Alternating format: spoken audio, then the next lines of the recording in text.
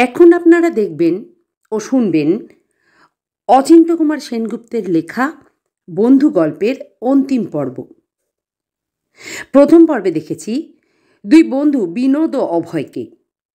বিনোদ ঘুম কাতুরে নির্ভীক, আর অভয় বিনোদকে ভয় পাওয়ানোর আপ্রাণ চেষ্টা করে চলেছে।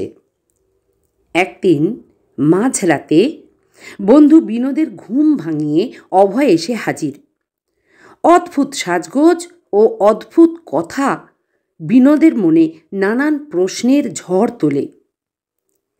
রাতে বিনোদের ঘরে রাত কাটাতে চাওয়া অভয় হঠাৎ কাউকে কিছু না বলে রাতের অন্ধকারে গায়েব হয়ে যায়। এরপর বিনোদ ঘর ছেড়ে সদর দরজার কাছে এলো। সদর দরজাটাও দু ফাঁক। অভয় আবার কখন দরজা খুলে বাইরে গেছে। দুষ্টু ছেলে তাকে ভয় দেখাবার নতুন ফন্দি করেছে বুঝি। কিন্তু বিনোদ দমবার পাত্র নয়। গরম কোটটা গায়ে দিয়ে রাস্তায় নামলো। কোথাও একটা জনপ্রাণী নেই। নিজের দ্রুত আর সশব্দ নিঃশ্বাস ছাড়া একটা শব্দও শোনা যাচ্ছে না। আবার সে ডাকলো, অভয়। মুহূর্ত মধ্যে তার খুব কাছ থেকে খেলখেল করে কে জোরে হেসে উঠল এবং সেই খণ্ড খণ্ড হাসির ঢেউ নিমেষে চোখের সামনে ভেসে উঠল অভয়। বিনোদ বললে, কোথায় গেছিলি? বাহ, এইখানে তোর পাশেই তো দাঁড়িয়েছিলাম। ঘরের মধ্যে ভীষণ গরম, অত গরমে কখনো ঘুম আসে? গরম কিরে পাগলা, এই কনকনে শীতের রাতে তোর গরম লাগছে?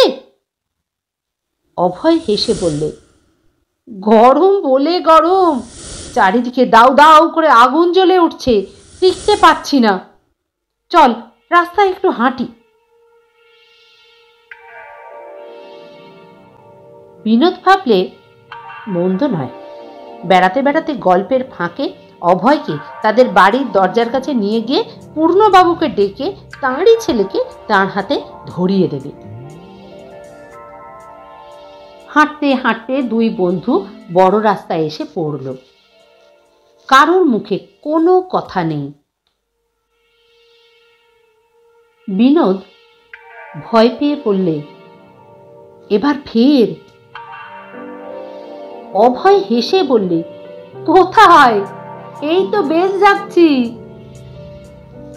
খানিক দূরে কয়েকজন লোক এদিকে এগিয়ে আসছে দেখা গেল। একজনকে বিনোদের মনে হলো খানিকটা যেন পূর্ণবাবুর মতো দেখতে। লোকজন নিয়ে ছেলেকে খুঁজতে বেরিয়েছেন নিশ্চয়ই। অভয়কে এবার স্বচ্ছন্দে ধরিয়ে দেওয়া যাবে। গায়ের জোরে বিনোদের সঙ্গে সে কখনোই এঁটে উঠবে না।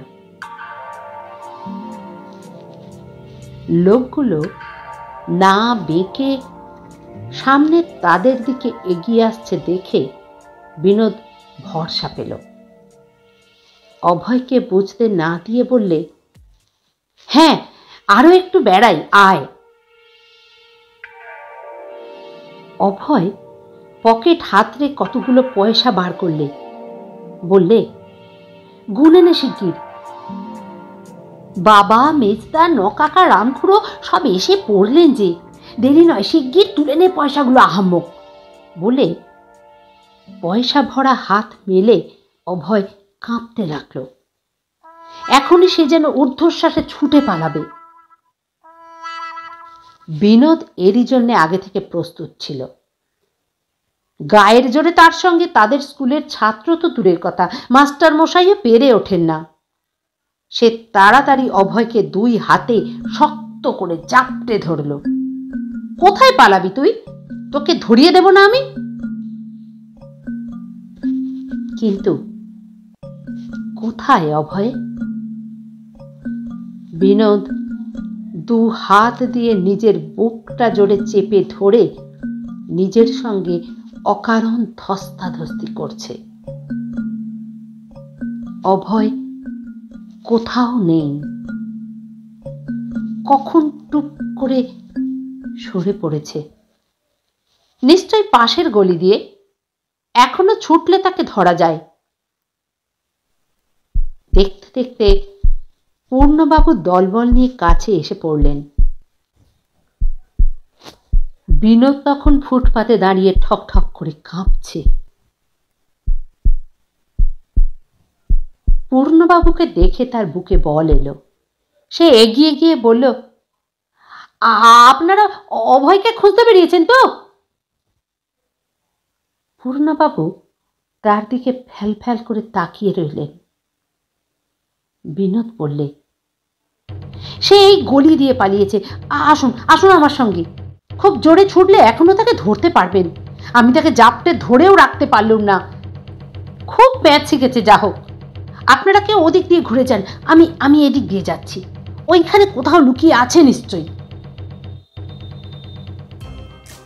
পূর্ণবাবু হঠাৎ তাকে বুকে জড়িয়ে শিশুর মতো ভেউ ভেউ করে কেঁদে উঠলেন। বললেন, কই আমার অভয়, ওই দেখো। বলে চারজনের কাঁধে উত্তেজিত একটা খাটিয়ার পানে ইঙ্গিত করলেন। বিনোদ কিছু বুঝতে পারল না। খাটিয়ার উপরে লম্বালম্বি কি একটা জিনিস আগাগোড়া ঢাকা। কে একজন বললে, আজ বিকেলে মোটর চাপা পড়ে সে মারা গেছে। বিনোদ সমস্ত গায়ে একটা ঝাঁকুনি দিয়ে বললে, মিথ্যে কথা। সে এতক্ষণ আমার সঙ্গে বসে গল্প করলে, দুজনে বেড়াতে বেরোলাম, কেন মিছি মিছি ভয় দেখাচ্ছেন? সে বললে, আপনারা তাকে তাড়িয়ে দিয়েছেন, সে স্পেনে যাচ্ছে, সেখান থেকে জাহাজে করে আমেরিকায়। কত কথা বললে, আমাকে পয়সা দিতে চাইলে, গরদের পাঞ্জাবির উপরে মেরুনের শাল। আসুন না আসুন না আমার সঙ্গে এই গলিতে। তাকে বার করে না দিই তো কি বলেছি? পূর্ণবাবুরা এগোতে লাগলেন। বিনোদ হতভম্বের মতো তেমনি দাঁড়িয়ে আছে। ব্যাপারটা সে স্পষ্ট করে এখনো বুঝতে পারছে না। সে ঘুমিয়ে স্বপ্ন দেখছে নাকি? না তো। রসা রোড, রাস্তার এক পারে ইলেকট্রিক ও অন্য পারে গ্যাস জ্বলছে। লাঠি হাতে ওই একটা কনস্টেবল, দূরে ওই পূর্ণবাবুদের দল চলেছে শ্মশানে। পূর্ণবাবু হেঁকে বললেন, তুমি এবার বাড়ি যাও বিনু। বিনোদ তবু নড়ে না। ভয়ে সে জমে গেছে।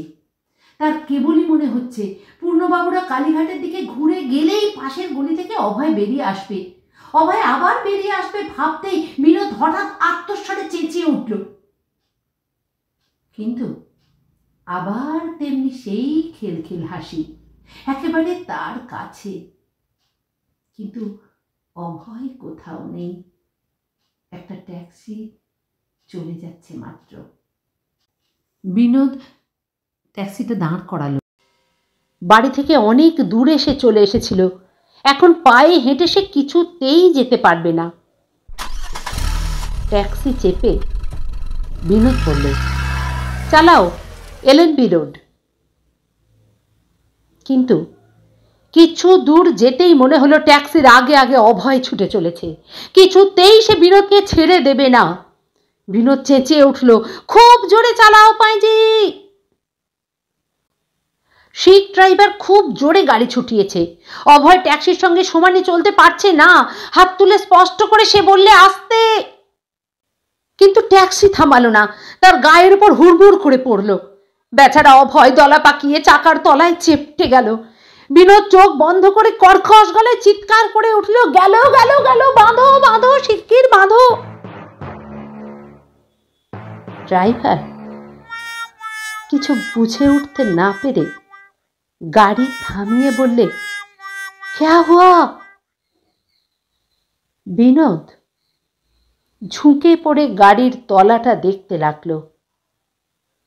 কিন্তু আশ্চর্য, কোথাও এক বিন্দু রক্ত নেই।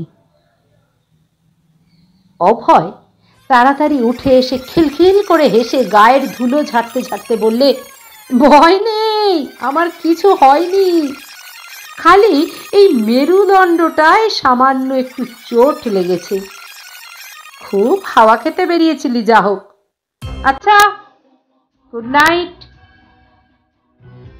আর তাকে দেখা গেল না।